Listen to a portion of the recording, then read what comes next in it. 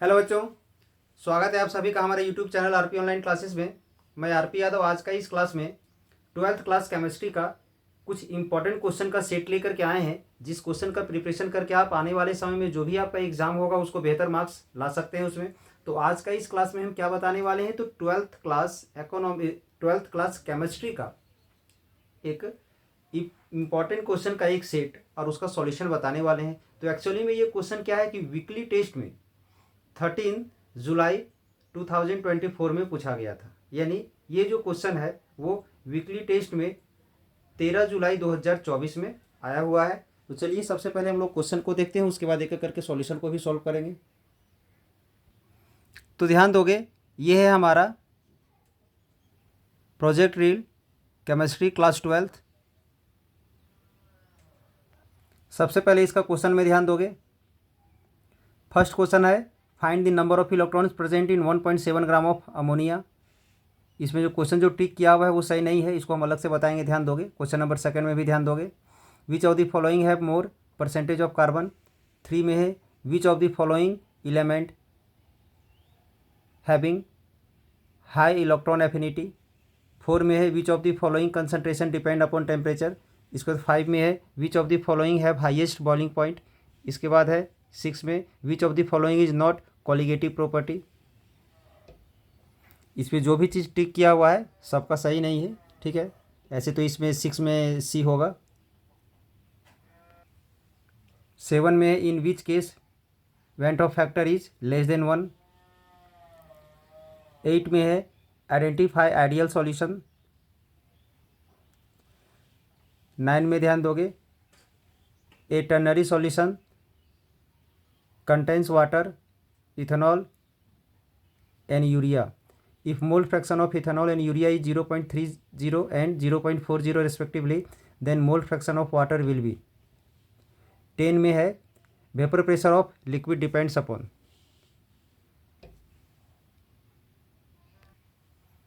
Section B में ध्यान दोगे, वेरी शॉर्ट आंसर क्वेश्चन में। फर्स्ट है मोलर डिफाइन मोलरिटी। सेकेंड में है if van't Hoff factor of है MgCl2 is 2.40 then it's degree of dissociation will be. अब शॉर्ट आंसर क्वेश्चन में ध्यान दोगे, 13 नंबर क्वेश्चन है, दो क्वेश्चन है इसमें, define Raoult's law and Henry's law. 14 में है calculate molarity of 2.5 gram of ethanoic acid in 75 gram benzene. इसके बाद सेक्शन डी में लॉन्ग आंसर क्वेश्चन में ध्यान दोगे, determine the osmotic pressure of the solution prepared by dissolving 25 milligram of K2SO4 in 2 litre of water at 27 degree Celsius assuming that it is completely dissociated. 16 का में भी दो question है, A में है differentiate between ideal solution and non ideal solution. B में है define isomerism, draw all possible structural isomers of pentane. Question number first में क्या है, ध्यान दोगे, find number of electrons present in 1.7 gram NH3। 1.7 gram NH3 यानी ammonia का 1.7 ग्राम दिया हुआ है और उसमें हमें नंबर ऑफ इलेक्ट्रॉन्स फाइंड करना है। तो सबसे पहले हम लोग क्या करते हैं, ध्यान दोगे 1.7 ग्राम NH3 दिया हुआ है, तो इसमें हम लोग क्या करते हैं, इस NH3 का जो 1 मॉलिक्यूल है, इस NH3 का 1 मॉलिक्यूल में कितना इलेक्ट्रॉन है हम पहले वो निकाल लेते हैं, ठीक है। तो ध्यान दोगे 1 मॉलिक्यूल ऑफ NH3, NH3 का 1 मॉलिक्यूल में आप लोग ध्यान दोगे तो एक नाइट्रोजन है, और एक नाइट्रोजन में कितना होता है, 7 इलेक्ट्रॉन होता है, एटॉमिक नंबर यानी उसका इलेक्ट्रॉन। तो नाइट्रोजन का 7 इलेक्ट्रॉन होता है, प्लस हाइड्रोजन का एक हाइड्रोजन में 1 इलेक्ट्रॉन होता है क्योंकि उसका एटॉमिक नंबर 1 होता है। तो हाइड्रोजन यहाँ पर चूंकि 3 है ना, तो 3 इलेक्ट्रॉन होगा, तो यहाँ पर 3 यानी यहाँ कितना हो जाएगा, 10 इलेक्ट्रॉन हो जाएगा। ये पहले ध्यान में रखना है, 1 मॉलिक्यूल ऑफ NH3 का 1 मॉलिक्यूल में 10 इलेक्ट्रॉन है, ठीक है। अब हम लोग क्या करेंगे कि इसमें कितना मॉलिक्यूल है वो निकाल लेते हैं। तो मॉलिक्यूल निकालने से पहले हम लोग नंबर ऑफ मोल्स निकालेंगे। तो ध्यान दोगे मोलर मास या molecular mass of NH3, NH3 का मॉलिक्यूलर मास निकालेंगे। तो नाइट्रोजन का कितना होता है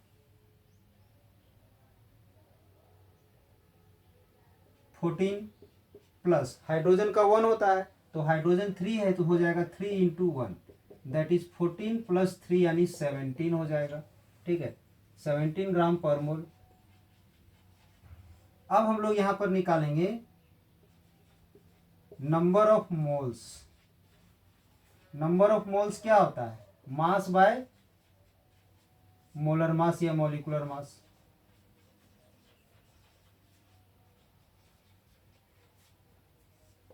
तो मास कितना है, मास है 1.7 और मॉलिक्यूलर मास है 17।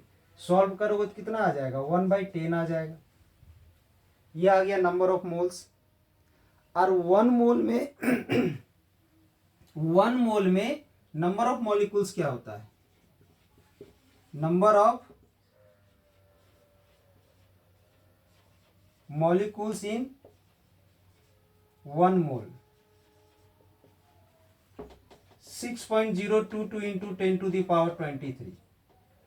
कितना मॉलिक्यूल होता है एक मोल में। नंबर ऑफ मॉलिक्यूल हमारा ये होता है एक मोल में। मोल कितना है 1/10। तो लिखेंगे therefore number of molecules in 1/10 मोल। तो 1/10 से इसको मल्टीप्लाई कर दोगे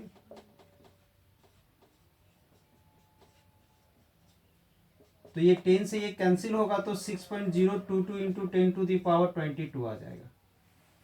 ठीक है, ये आ गया। तो ये हमारा क्या निकला, तो नंबर ऑफ मॉलिक्यूल्स निकला इतना में, इसका नंबर ऑफ मॉलिक्यूल निकला। और एक मॉलिक्यूल में नंबर ऑफ इलेक्ट्रॉन्स 10 है। ध्यान रहे एक मॉलिक्यूल में नंबर ऑफ इलेक्ट्रॉन्स 10 है और नंबर ऑफ मॉलिक्यूल हमारा ये निकला। तो टोटल नंबर ऑफ इलेक्ट्रॉन्स निकालने के लिए इस 10 को जो एक मॉलिक्यूल में है उसको मॉलिक्यूल की संख्या से मल्टीप्लाई कर देंगे। तो यहां लिखेंगे हम लोग टोटल नंबर ऑफ इलेक्ट्रॉन्स, इसको और इसको मल्टीप्लाई करोगे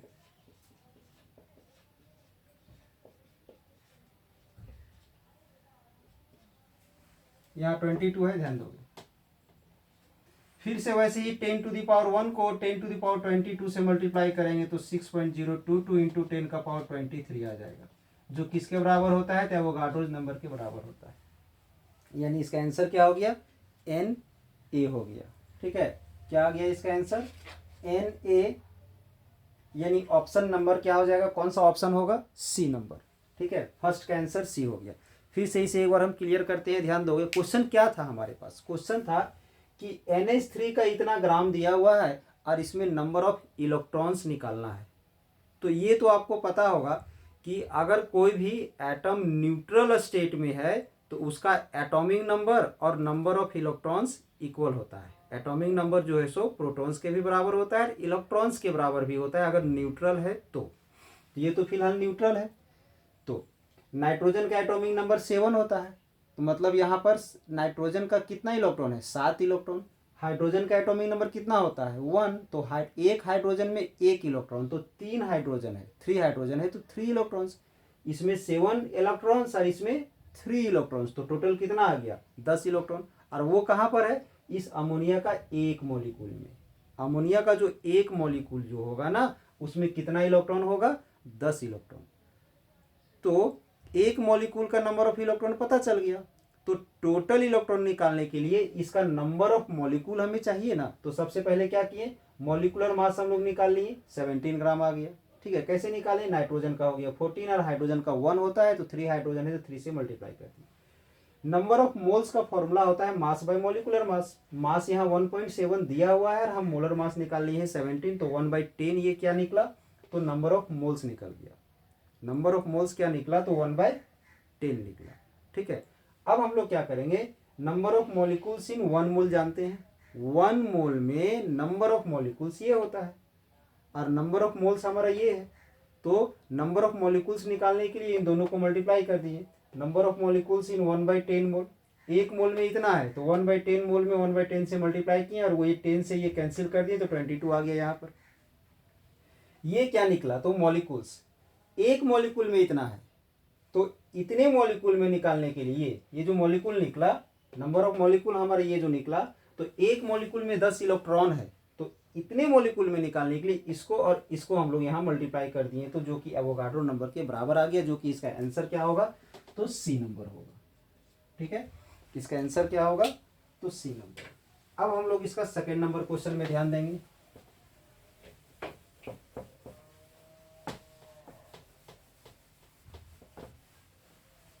क्वेश्चन नंबर सेकेंड में क्या है, ध्यान दोगे।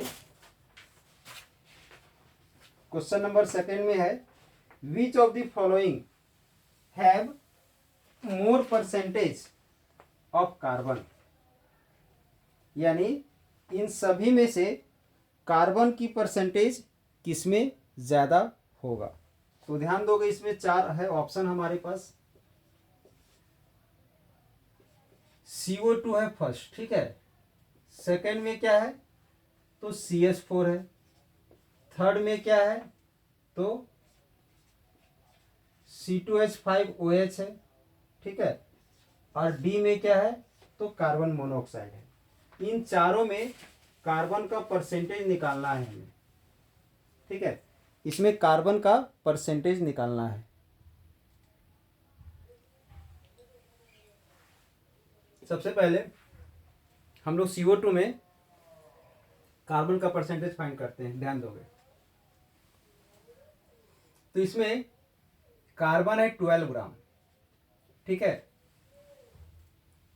और ऑक्सीजन का होता है 16, तो 2 ठो ऑक्सीजन है, तो 16 × 2,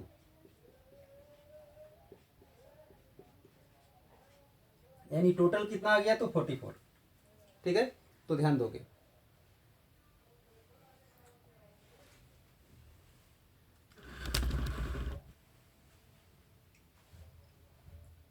इस 44 ग्राम में, 44 ग्राम में कार्बन कितना है, तो 12। तो परसेंटेज कैसे फाइंड करेंगे, परसेंटेज ऑफ कार्बन कैसे फाइंड करोगे, तो पता है कार्बन है मेरा 12 ग्राम, टोटल है हमारा 44, इसको 100 से मल्टीप्लाई कर दो। परसेंटेज कैसे निकाला जाता है, तो 100 पार्ट्स में जो होता है उसी को निकालते हैं। तो इसमें कार्बन का है मेरा 12 ग्राम, टोटल है 44 ग्राम, 100 से मल्टीप्लाई कर दिए, 4 से कैंसिल होगा यहाँ पर,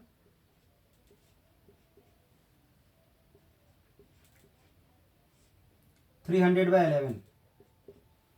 अब इसको हम लोग यहाँ पर डिवाइड करेंगे,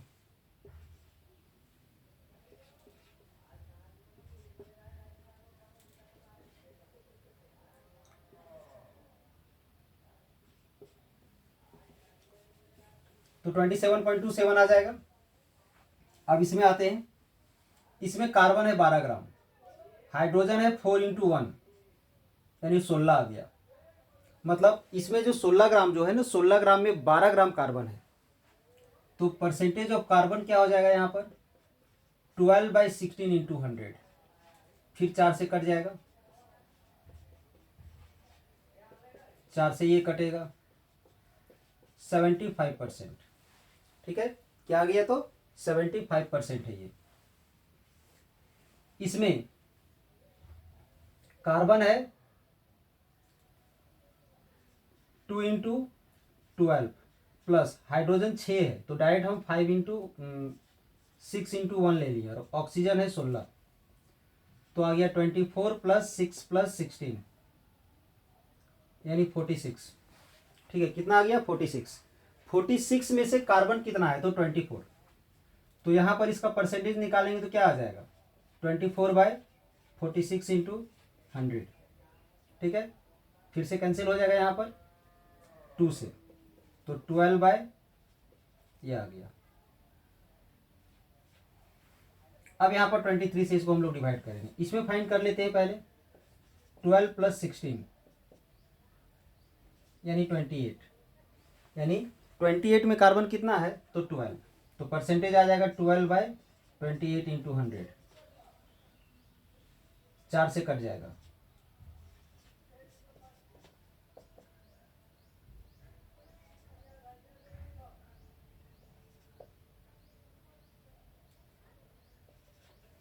इसमें भी हम लोग फाइंड कर लेते हैं।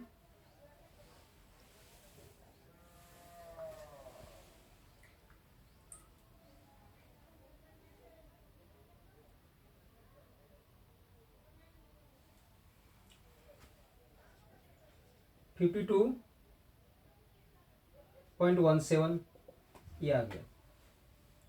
तो इसका आंसर आ गया हमारा 2 का बी नंबर। ये बी था शायद, ठीक है। ए बी सी अगर होगा तो हमारा आंसर क्या हो गया, ये 75% आया। क्वेश्चन क्या पूछा गया था? क्वेश्चन पूछा गया था which of the following having more percentage of carbon, A B C D था, ए बी सी डी। तो किस में ज्यादा परसेंटेज है? तो परसेंटेज ज्यादा मेरा 75% आया, वो किस में आया? तो बी में आया, यानी आंसर इसका क्या हो जाएगा? तो बी नंबर हो जाएगा। चलिए अब इसके बाद हम लोग क्वेश्चन नंबर 3 को सॉल्व करते हैं।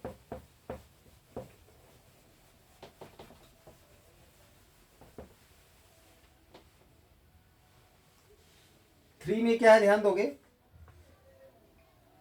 विच of the following element having high electron affinity, जिसमें ऑप्शन था हमारा arsenic, oxygen, sulphur and selenium.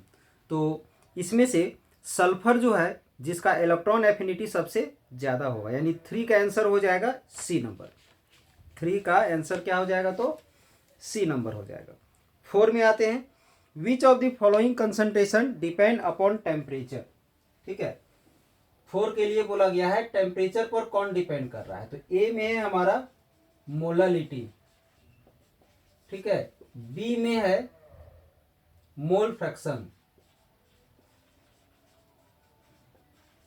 सी में है मोलरिटी, ठीक है, और डी में है मास परसेंट, परसेंटेज ऑफ मास, ये है, ठीक है। तो ध्यान दोगे पूछा गया है इसमें से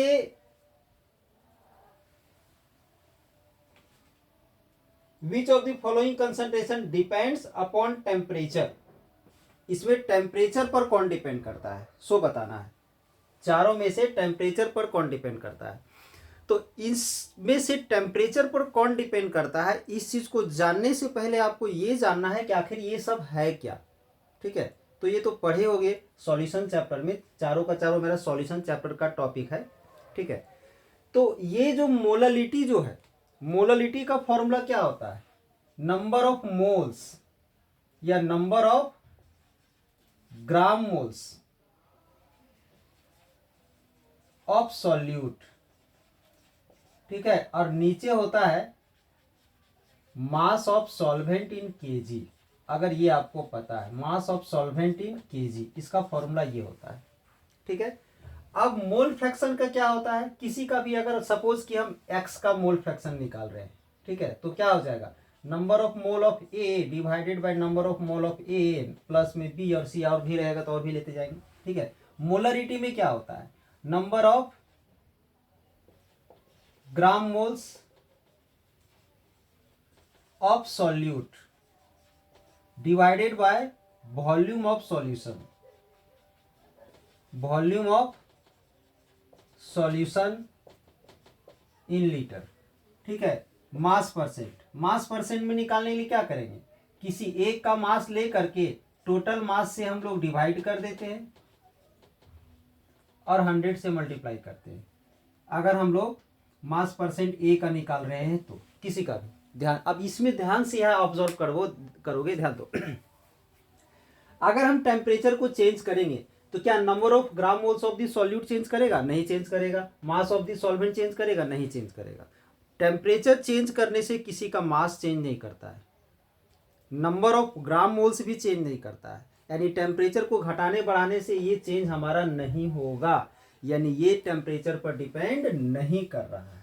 क्लियर? अब इसमें आते हैं, ये भी हमारा नंबर ऑफ मोल्स है सिर्फ, तो टेम्परेचर चेंज करने से नंबर ऑफ मोल चेंज नहीं होता है तो ये भी हमारा चेंज नहीं होगा। सी में है मोलरिटी, टेम्परेचर को चेंज करने से वॉल्यूम चेंज होगा। टेम्परेचर बढ़ाने से किसी भी चीज़ का जो वॉल्यूम है वो राइज करता है, वॉल्यूम इंक्रीज करेगा। यानी वॉल्यूम चेंज करने से टेम्परेचर चेंज करने से वॉल्यूम हमारा चेंज हो रहा है, और जब वॉल्यूम चेंज हो रहा है तो ये हमारा चेंज होगा। ठीक है, अब फिर इसमें आते हैं, इसमें भी सिर्फ मास का यूज हुआ है। तो टेम्परेचर को चेंज करने से मास तो चेंज करता नहीं है, तो मास जब हमारा चेंज नहीं करता है तो हमारा ये भी चेंज नहीं होगा। दैट इज टेम्परेचर पर कौन डिपेंड कर रहा है, तो सिर्फ और सिर्फ मोलरिटी जो है सो हमारा टेम्परेचर पर डिपेंड कर रहा है। यानी 4 का आंसर क्या हो जाएगा, तो सी नंबर हो जाएगा। ठीक है, अब 5 में आते हैं। 5 का आंसर है which of the following having highest boiling point. ठीक है, इसमें से हाईएस्ट बॉइलिंग पॉइंट किसका होगा वो पता लगाना है सबसे पहले। तो 5 में हमारा ए में दिया हुआ है 0.1 m NaCl, बी में है 0.1 m यूरिया। ठीक है, सी में है 0.1 m ग्लूकोज, डी में है 0.1 m सुक्रोज। ठीक है, अब इसमें बताना है हाईएस्ट बॉइलिंग पॉइंट किसका होगा।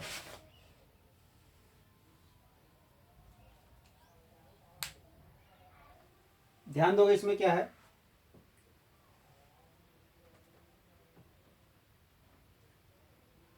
क्वेश्चन नंबर 5 में है which of the following having highest boiling point. इन चारों में बॉइलिंग पॉइंट किसका ज़्यादा होगा। तो सबसे पहला चीज़ कि हम लोग यहाँ पर देखते हैं कि बॉइलिंग पॉइंट टेम्परेचर किस प्रकार से डिपेंड करता है। तो elevation in boiling point temperature में आप लोग पढ़े होंगे, elevation in boiling point temperature में पढ़े होंगे कि डेल्टा टीबी इक्वल टू के बी इंटू एम होता है, इतना तो बताया गया होगा। बट एक चीज ध्यान रहे, जो इलेक्ट्रोलाइटिक सॉल्यूशन जो होता है ना, उसके लिए इस फॉर्मूला में थोड़ा सा मॉडिफाई किया गया है, इनटू में आई आता है।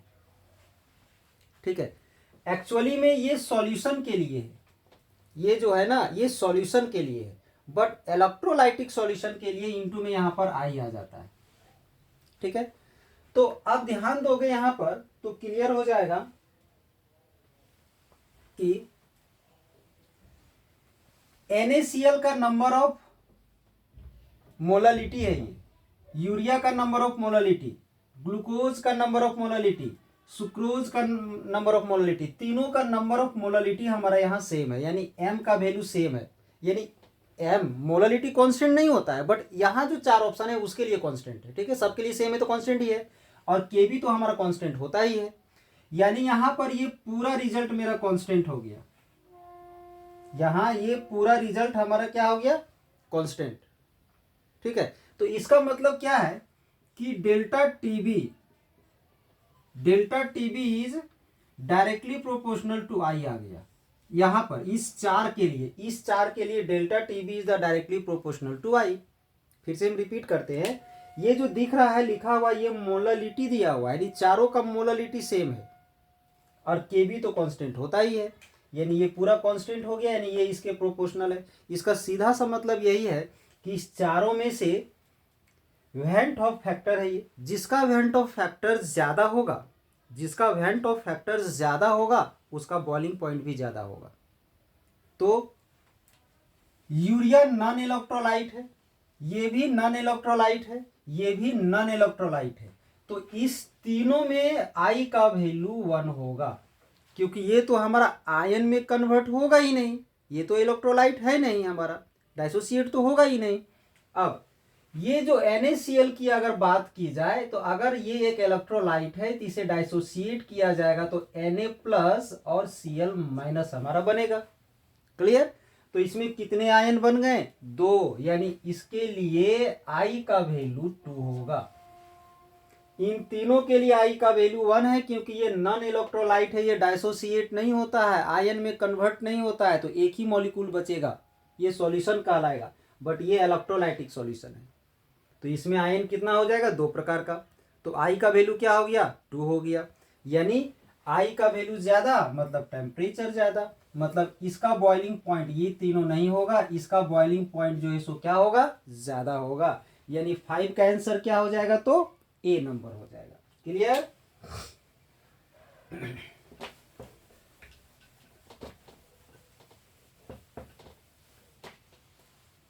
अब इसके बाद क्वेश्चन नंबर 6 में ध्यान दोगे। क्वेश्चन नंबर 6 में है which of the following is not colligative property. तो ये तो खैर डायरेक्ट हो जाएगा। कॉलिगेटिव प्रॉपर्टी आप लोग पढ़े होंगे, तो कॉलिगेटिव प्रॉपर्टी 4 प्रकार का बताया गया होगा। Relative lowering in vapour pressure, दूसरा elevation in boiling point temperature, तीसरा freezing point depression in freezing point temperature, और चौथा बताया गया होगा ऑस्मोटिक प्रेशर। बट इसमें एक ऑप्शन सी दिया हुआ है, सिर्फ फ्रीजिंग पॉइंट दिया हुआ है। फ्रीजिंग पॉइंट हमारा कॉलिगेटिव प्रॉपर्टी नहीं है, depression in freezing point temperature था।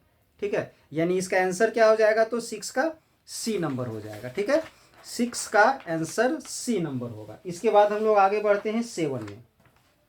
7 में है in which case van't Hoff factor is less than 1, less than 1। तो वेंट ऑफ फैक्टर आई के बारे में आप लोग पढ़े होंगे, आई के बारे में। आई का वैल्यू ग्रेटर देन 1 होता है, आई का वैल्यू लेस देन 1 होता है, आई का वैल्यू 1 होता है। ठीक है, तो जो सॉल्यूशन डाइसोसिएट, अभी तो बताए ना कि जो सॉल्यूशन है जो डाइसोसिएट नहीं होगा, मतलब आयन में नहीं बदलेगा, या डाइसोसिएट होने के बाद जैसे कि सपोज कि ए बी है, ये डाइसोसिएट हो गया, ए प्लस और बी माइनस में कन्वर्ट हो गया, और एक पहले से था सी प्लस और डी माइनस, वो मिलके हमारा सी डी बना दिया, और एक ऐसा जो जैसा था वो वैसे ही रह गया। तो इसमें आई का वैल्यू क्या होता है, तो 1 होता है। ठीक है, इसमें आई का वैल्यू क्या होता है, तो 1 होता है।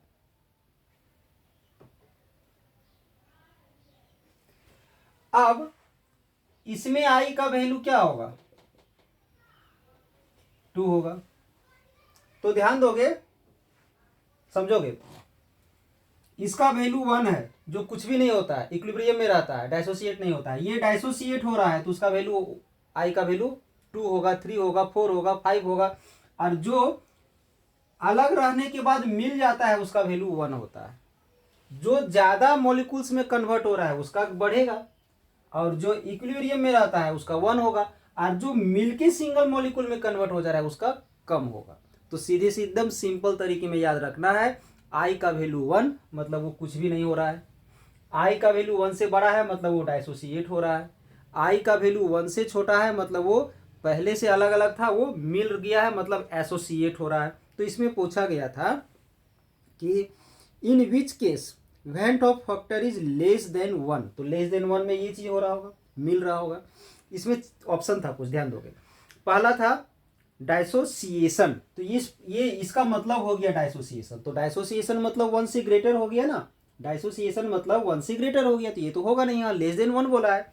बी में बोला है एसोसिएशन, मतलब ये मिल रहा है, तो इसमें 1 से हमारा कम होगा, यानी इसका आंसर क्या हो जाएगा 7 का, तो 7 का आंसर हो जाएगा बी नंबर, एसोसिएशन। ठीक है, अब इसके बाद 8 में तो बता ही दिए थे कि बताना था आइडेंटिफाई आइडियल सॉल्यूशन। तो आइडियल और नॉन आइडियल में एक छोटा सा डिफरेंस याद रखोगे, पोलरिटी और स्ट्रक्चर अगर सेम है, दो चीज़ को मिलाने से सॉल्यूशन बन रहा है, दो चीज़ को मिलाने से अगर सॉल्यूशन बन रहा है, और दोनों कंपोनेंट का पोलरिटी और स्ट्रक्चर अगर सेम है तो आइडियल सॉल्यूशन बनाएगा, और स्ट्रक्चर और पोलरिटी अगर अलग अलग है तो वो नॉन आइडियल बनाएगा। तो यहाँ पूछा गया था आइडियल सॉल्यूशन, तो इसमें से एक ऑप्शन था सी नंबर, एन हेक्सेन और एन हेप्टेन। स्ट्रक्चर तो सेम हो गया, नॉर्मल हेक्सेन और नॉर्मल हेप्टेन, स्ट्रक्चर सेम है, स्ट्रक्चर अगर सेम है तो ये मेरा आइडियल सॉल्यूशन बनाएगा। और देख लेते हैं कुछ, ए में था क्लोरोफॉर्म और एसीटोन, तो क्लोरोफॉर्म और एसीटोन का तो स्ट्रक्चर सेम होगा नहीं। ठीक है, इथेनॉल एंड एसीटोन, इसका भी स्ट्रक्चर सेम नहीं होगा। तो यानी इसका फाइनली इसका आंसर क्या हो गया, सी नंबर हो जाएगा। ठीक है, 8 का आंसर हो जाएगा सी नंबर। 9 में हम लोग आते हैं। ठीक है, 9 में भी एक न्यूमेरिकल प्रॉब्लम है, उसको हम लोग सॉल्व करेंगे।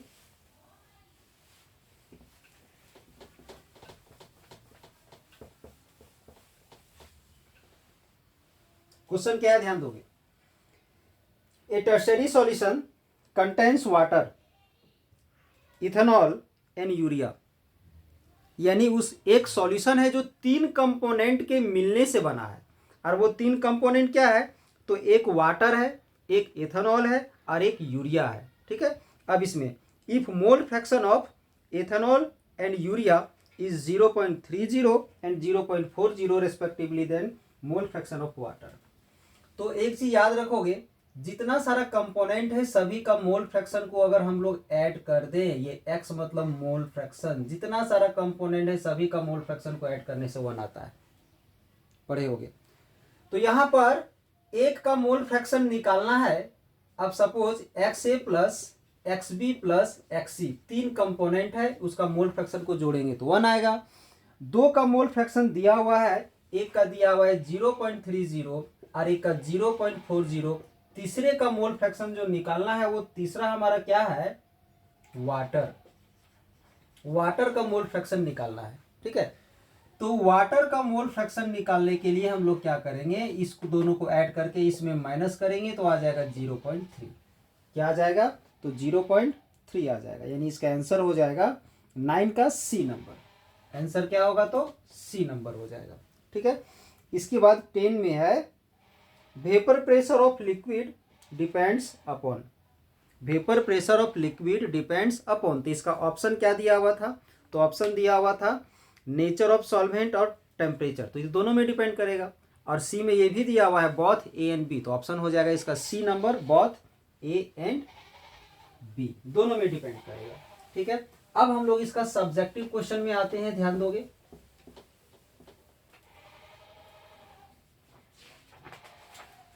सब्जेक्टिव क्वेश्चन में है, वेरी शॉर्ट टाइप क्वेश्चन में फर्स्ट क्वेश्चन है मोलरिटी। तो सबसे पहला चीज की मोलरिटी का डिफिनेशन काफी सिंपल है, याद रखोगे मोलरिटी। तो सबसे पहले मोलरिटी का फॉर्मूला जान लेते हैं हम लोग। तो क्या होता है इसका, नंबर ऑफ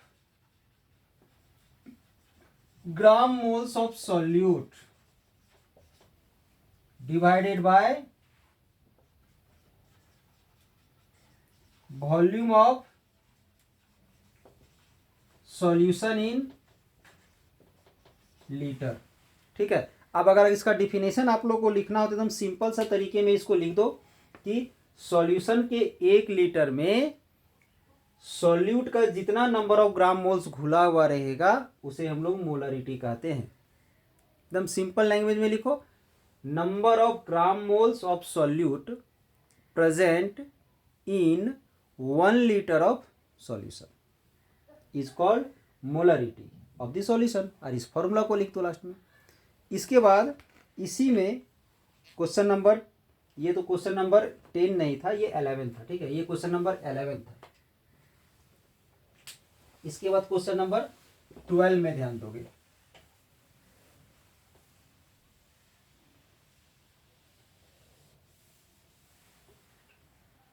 क्वेश्चन नंबर 12 है, if van't Hoff factor of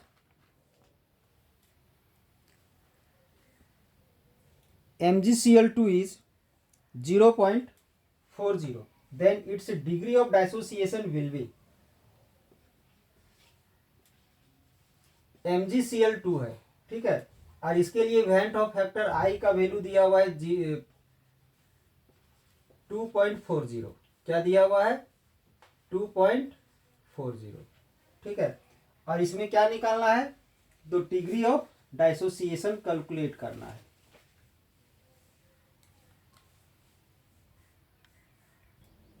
question number 12 में ध्यान दोगे। क्वेश्चन है, if van't Hoff factor of MgCl2 is 2.40, then degree of dissociation. तो सबसे पहले इसका अगर हम डाइसोसिएशन करवाते हैं तो क्या बनेगा, Mg2 प्लस और 2Cl माइनस। तो अगर हम लोग यहाँ से n का मान निकालते हैं तो इसका 1 और इसका 2 आया 3, यानी एन क्या है, number of ions after dissociation, डाइसोसिएट होने के बाद जो नंबर ऑफ आयन आता है वो है हमारा एन। ठीक है, अब आई का वैल्यू, हैंड ऑफ फैक्टर का वैल्यू क्या दिया हुआ है, तो इसका दिया हुआ है 2.40। और डिग्री ऑफ डाइसोसिएशन का फॉर्मूला पढ़े होगे आप लोग, I-1/n-1, ये होता है फॉर्मूला। तो आई का वैल्यू है 2.4 और इसका 1, फिर यहाँ से आ गया हमारा 3 - 2 दैट इज 1.4 बाय, यहाँ 1 होगा, 2 आ जाएगा, 2 से डिवाइड करेंगे तो 0.7 आ जाएगा। अब अगर हम परसेंटेज अगर निकालते हैं तो कितना आ जाएगा, 0.7 को 100 से अगर हम लोग मल्टीप्लाई करते हैं तो 70% आ जाएगा। यानी डिग्री ऑफ डाइसोसिएशन क्या आ गया इसका, तो 70% हो गया। अब इसके बाद क्वेश्चन नंबर 13 में ध्यान दोगे,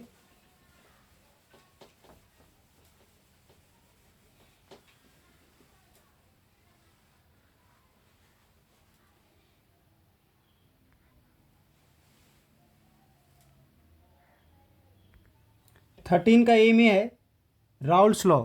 तो अगर राउल्स लॉ का डिफिनेशन आप लोग पढ़े होगे तो वहीं से लिखना है, ध्यान रहे, और नहीं लिखे हो तो यहाँ से ध्यान दोगे। The vapour pressure of a solution containing non volatile solute is directly proportional to the mole fraction. यानी वेपर प्रेशर जो होता है मोल फ्रैक्शन का डायरेक्टली प्रोपोर्शनल होता है। ध्यान दोगे P A proportional X A, proportional का साइन को हटा के हम लोग एक कांस्टेंट के लगा दिए जिसका वैल्यू पी ए नॉट होता है। ठीक है, अगर इसी को अगर आप लोग हिंदी में लिखना चाहते हो तो लिख सकते हो, इसके अनुसार वाष्पशील होगा, वाष्पशील द्रवों के विलयन में प्रत्येक अवयव का आंशिक दाब विलयन में उसके मोल अंश के समानुपाती होता है। इसके बाद का क्वेश्चन है Henry's law. Henry's law states that the amount of gas is dissolved is directly proportional to the partial pressure of gas when temperature is constant. यानी P प्रोपोर्शनल x हो जाएगा, जहाँ x हमारा मोल फ्रैक्शन है, यानी P = KH × x हो जाएगा, where KH is the Henry law constant. Question number 14 में ध्यान दोगे, calculate molarity of 2.5 gram of ethanoic acid in 75 gram benzene. यानी बेंजीन का 75 ग्राम दिया हुआ है। ठीक है, इस 75 ग्राम बेंजीन में हमें एथेनोइक एसिड का 2.5 ग्राम है। ठीक है, तो इसका हमें क्या निकालना है, तो मोलरिटी निकालना है। तो सबसे पहले हम लोग मोलरिटी का फॉर्मूला देखते हैं क्या होता है। मोलरिटी का फॉर्मूला होता है number of gram moles of solute divided by mass of solvent in KG, mass of solvent in KG. तो अब हम लोग यहाँ पर number of gram moles of the solute find कर लेते हैं। मास ऑफ द सॉल्वेंट तो दिया हुआ है ग्राम में, उसको केजी में कन्वर्ट करने के लिए 1000 से डिवाइड करें। चलिए ये तो क्लियर है, हमें number of gram moles of the solute निकाल के यहाँ पुट कर देना है। तो सबसे पहले number of gram moles of the solute निकालने के लिए, सॉल्यूट यहाँ पर कौन है, तो इथेनोइक एसिड है। ठीक है, तो इथेनोइक एसिड का हम लोग पहले मॉलिक्यूलर फॉर्मूला निकालते हैं, सॉरी मॉलिक्यूलर मास ऑफ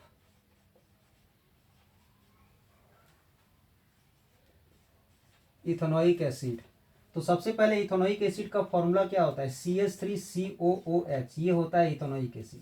ठीक है, इस इथेनोइक एसिड का मॉलिक्यूलर फॉर्मूला निकालेंगे तो कार्बन का मास होता है 12। ठीक है, हाइड्रोजन का 1 होता है, तो 3 हाइड्रोजन है तो 3 × 1 हो जाएगा, प्लस कार्बन का फिर से 12। ठीक है, फिर ऑक्सीजन का 16, तो 16 + 16 और हाइड्रोजन का 1। अब इसे हम लोग क्या करेंगे, तो ऐड कर देंगे। 12 में 12 ऐड करेंगे तो 24 होगा, 24 में से 3 ऐड करेंगे 27 होगा, 27 में हम इसे ऐड करेंगे तो 28 होगा, 28 में से हम 32 ऐड करेंगे तो 60 हो जाएगा, 60 ग्राम पर मोल। ठीक है, अब हम लोग यहाँ से निकालते हैं नंबर ऑफ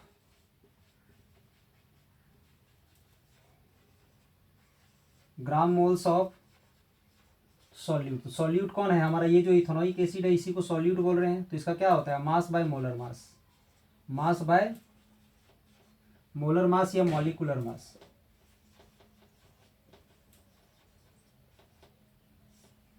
ठीक है, तो मास इसका कितना दिया हुआ है, तो मास दिया हुआ है 2.5 और मॉलिक्यूलर मास हमारा आया है 60। अब यहाँ से इसे हम लोग सॉल्व करेंगे, तो डेसिमल यहाँ से अगर हम हटा देते हैं तो नीचे आ जाएगा 0। 25 से अगर ये कट जाता है तो 24 आ जाएगा, 1/24 आ गया। ठीक है, अब हम आ जाते हैं यहाँ पर मोलालिटी के लिए क्या होता है, number of gram moles of the solute जो 1/24 आया है, mass of the solvent in KG, but यहाँ ग्राम में दिया हुआ है तो इसको केजी में कन्वर्ट करने के लिए हम लोग 1000 से डिवाइड करेंगे। ठीक है, ये आ गया। अब इसे हम लोग यहाँ पर सॉल्व करेंगे तो 1/24 इंटू ये जो 75/1000 है उसको मल्टीप्लाई में ले जाएंगे तो 1000/75 हो जाएगा। यहाँ से कैंसिल होगा कितना से, तो 25 से ये कट जाएगा 3 टाइम्स में और ये 40। ठीक है, 4 से कैंसिल हो जाएगा 6 और ये 10, 2 से कैंसिल होगा तो आ जाएगा यहाँ से 5/9 यानी 0.55 m या 0.55 ग्राम मोल पर केजी।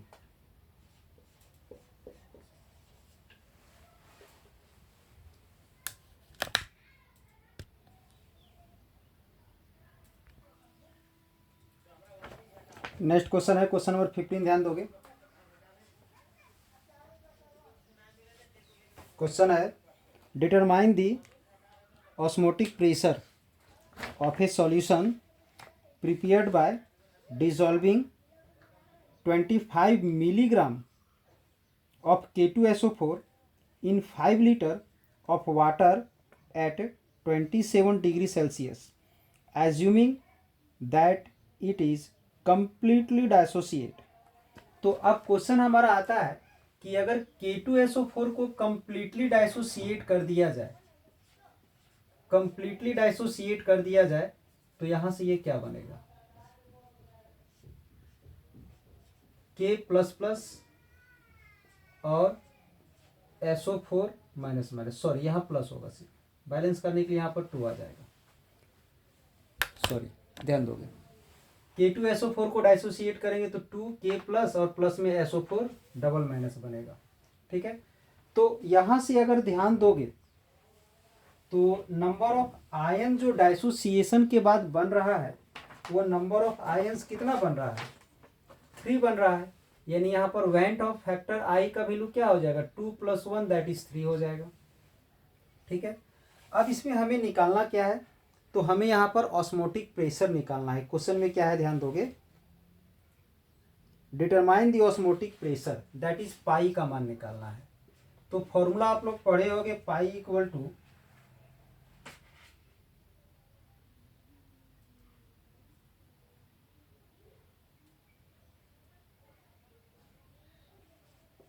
NRT/V पढ़े होगे, ऐसा पढ़े होगे।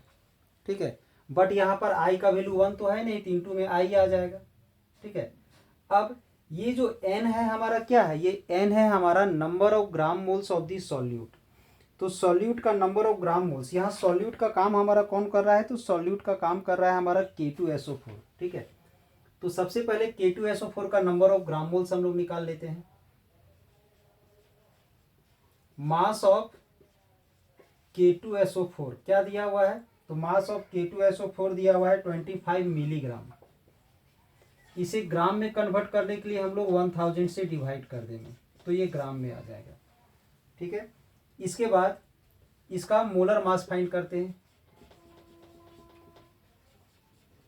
मोलर मास ऑफ K2SO4, तो K2SO4 का अगर हम लोग मोलर मास अगर निकालते हैं तो इसका मोलर मास क्या होगा, ध्यान दोगे।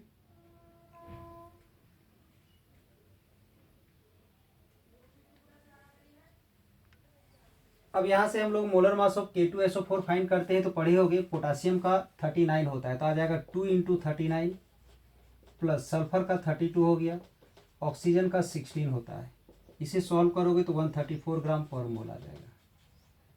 ठीक है, अब हम लोग निकाल लेते हैं यहाँ से n का क्या हो जाएगा, mass by molar mass that is 25/100 sorry 1000 और डिवाइड में आ जाएगा 174। तो इसे लिख सकते हैं हम 25/174 इंटू 1000। ये एन का वैल्यू आ गया।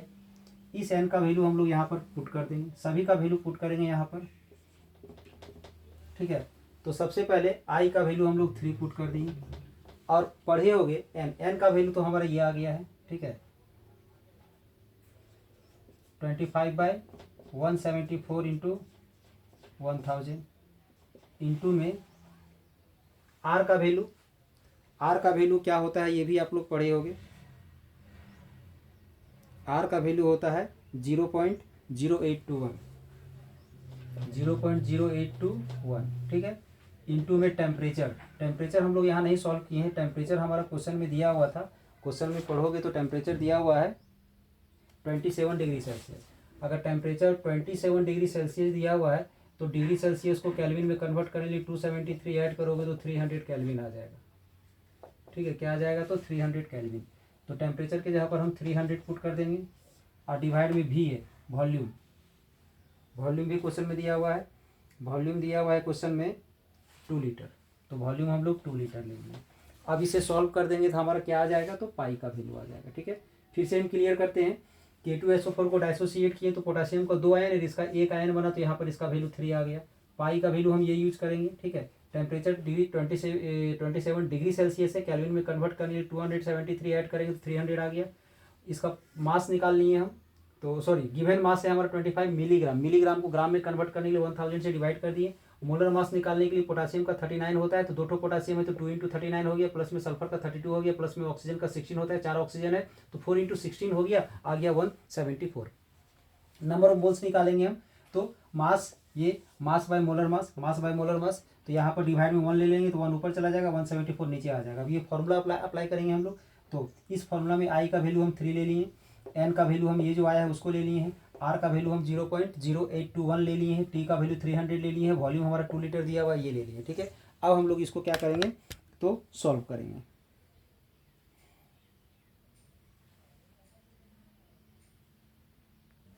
इसे सॉल्व करने के लिए ध्यान दोगे 3 से ये कैंसिल हो जाएगा। ठीक है, अब यहां से ये दोनों 0 इससे कैंसिल हो जाएगा।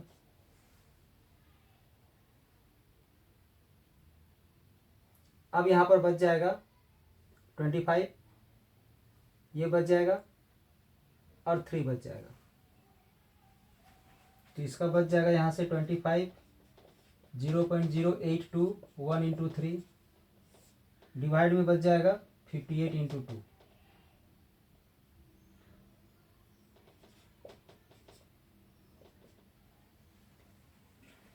इसको इससे मल्टीप्लाई करोगे 5,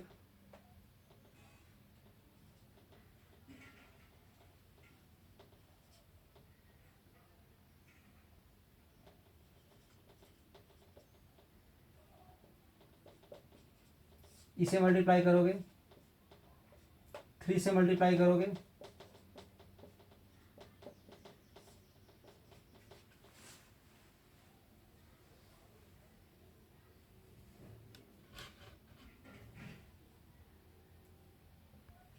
यहाँ पर 10 छूट रहा है, ध्यान दोगे यहाँ 10 है तो यहाँ पर भी 10 आता, यहाँ 0 आता, यहाँ 0 आता।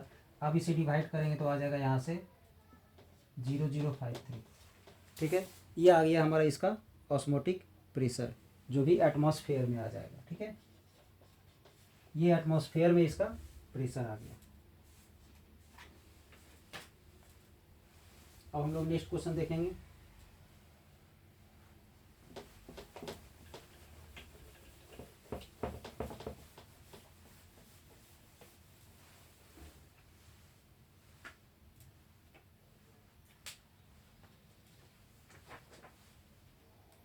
नेक्स्ट क्वेश्चन है differentiate between ideal and non ideal solution. तो ध्यान दोगे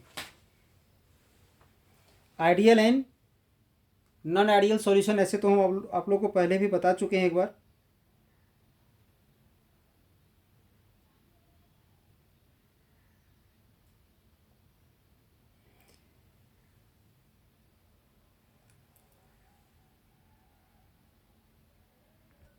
नेक्स्ट क्वेश्चन है right the difference between ideal and non ideal solution. तो ध्यान दोगे, ऐसे तो ये क्वेश्चन हम अपने चैनल में बहुत पहले ही बता चुके हैं। पहला पॉइंट लिखोगे आइडियल का, ideal solution obeys Raoul's law at all concentration and temperature, यानी टेम्परेचर या कंसंट्रेशन हम कुछ भी कर दें तो जितना सारा उसका कंपोनेंट है वो राउल्स लॉ का पालन करेगा। इसमें क्या लिखोगे, non ideal solution does not obey Raoult's law at any concentration and temperature. बस यहाँ पर फिर सिर्फ ऐड कर देना है, क्या ऐड करना है यहाँ पर, does not obey Raoult's law at any concentration and temperature वहाँ पर, ठीक है। उसके बाद सेकंड में लिखोगे there is no change in volume on mixing the component. अगर आइडियल सॉल्यूशन है तो अगर दो कंपोनेंट को मिला करके हम आइडियल सॉल्यूशन बना रहे हैं तो मिलाने से पहले दोनों कंपोनेंट का सॉल्यूशन का सम और मिलाने के बाद सॉल्यूशन का वॉल्यूम दोनों सेम होगा। यानी देखा जाए तो सॉल्यूट प्लस भी किसका, सॉल्यूट का, प्लस भी किसका, तो सॉल्वेंट का, इक्वल टू क्या होगा, भी सॉल्यूशन का इक्वल होगा, ठीक है। सेम उसी प्रकार से एक पॉइंट आप लोग और लिखोगे, there is no change in enthalpy on mixing the component, ठीक है। यानी कंपोनेंट को मिक्स करने के बाद वॉल्यूम में भी चेंज नहीं होता है और एंथैल्पी में भी चेंज नहीं होता है। और इसमें क्या कर दोगे, लिख दोगे देयर इज ए चेंज, इसमें चेंज होता है, there is a change in volume on mixing the component. जैसे इस डेल्टा वी का वैल्यू यहाँ 0 है तो यहाँ पर लिख दोगे delta V not equal to 0। और यहाँ पर वॉल्यूम ऑफ सॉल्यूट और volume of solvent equal to volume of solution है तो यहाँ पर डज नॉट इक्वल हो जाएगा, ठीक है। उसी प्रकार से एक पॉइंट लिखोगे एंथैल्पी में, ठीक है। एक अगला पॉइंट क्या है, the forces of the interaction of the component in the solution are same as in the pure form. यानी मिलाने से पहले कंपोनेंट के बीच में जो फोर्स लग रहा था मिलाने के बाद भी फोर्स वैसे ही लगेगा अगर वो आइडियल सॉल्यूशन है तो, और अगर मिला दिए हैं तो डिफरेंट हो जाएगा, ठीक है। इसके बाद का नेक्स्ट क्वेश्चन है, ध्यान दोगे, define isomerism and draw all the possible structure of the isomers of pentane. Isomerism को डिफाइन भी करना है और पेंटेन का जितना सारा आइसोमर्स होगा सबको ड्रॉ करके दिखाना है।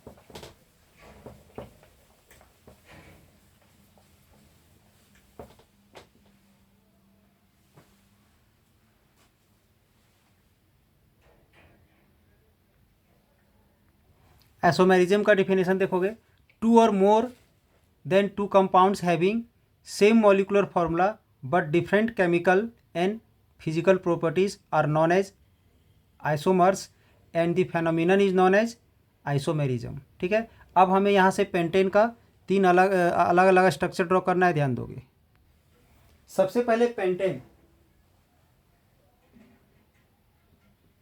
पेंटेन का फॉर्मूला होता है C5H12, ये होता है पेंटेन का फॉर्मूला होता है C5H12। इसका स्ट्रक्चर सबसे पहला तो किसी भी प्रकार का ब्रांच ना लेकर के इसे हम स्ट्रेट ड्रॉ कर दें, पहला स्ट्रक्चर ये। दूसरा स्ट्रक्चर ऐसा होगा, ऐसा, ठीक है। तीसरा ये हो जाएगा, यहां नाम भी लिख दोगे ज्यादा बेटर रहेगा, ये हो जाएगा एन पेंटेन, ठीक है। ये हो जाएगा आइसोपेंटेन, ठीक है। ये हो जाएगा नियोपेंटेन, ये आ गया। तो ये था हमारा 12th क्लास केमिस्ट्री का एक वीकली टेस्ट में पूछा गया क्वेश्चन जो 13 जुलाई 2024 को पूछा गया था।